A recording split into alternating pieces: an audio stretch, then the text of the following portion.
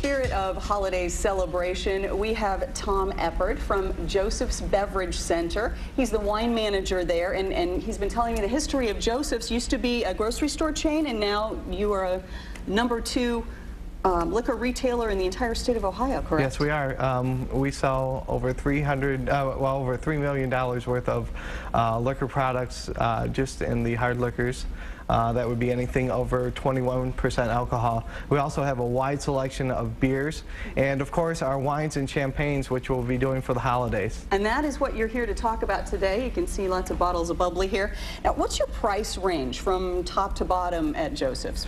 Well, we start out with our wines and our champagnes. We'll start out at about $5, $6 a bottle, and we go all the way up to over $300 a bottle. We have regular formats, which would be a 750 milliliter bottle. Something like this. Something in that size. We have larger formats. This one happens to be a 1.5 liter, so it would be double size.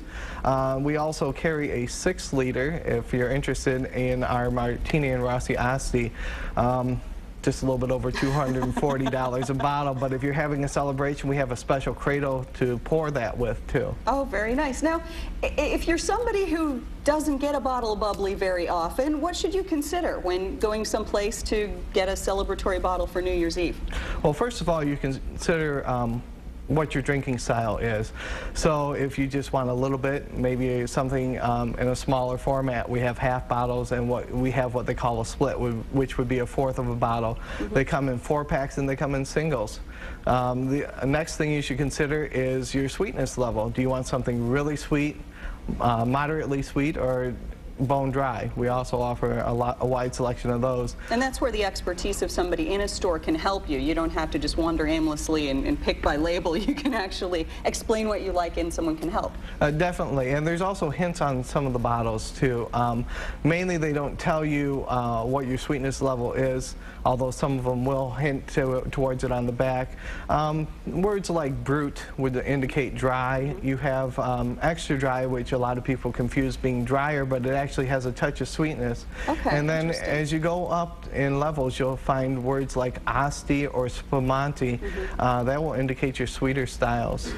Okay, now I've heard that people who are all about French wine say you can only call it champagne if it comes from the Champagne region of France, but we do make bubblies in the U.S. and many other countries do too, Spain being yes, one of them. And there's lots of other terms for the sparkling wines that you're going to have. One of them is sparkling wine.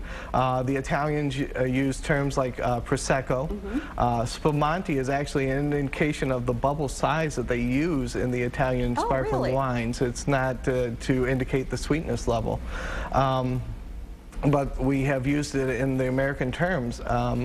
So we've gone beyond certain points. You'll find a lot of different indicators. Like I said, the bubbles in other wine countries are supposed to be sparkling wines at that point. Champagne truly is from Champagne in France. Now, if people are not into wine, not into bubbly, you do have seasonal beers, and Yuengling now is here, though not in Michigan. That's true. We do have a wide selection of seasonal beers. We're still at quite a large selection of them. We also have multi-packs, so if you're into something like trying 4 different beers, 6 different beers, you can find that all in one package. It usually comes in a 12 package. Okay, well, thank you. I hope that people find that this doesn't have to be intimidating if they'd like to get something for a celebration, and we appreciate your expertise and your time coming in at a very busy time of year. Thank you very much. Hope you'll celebrate responsibly, and that is tonight's Talk Back.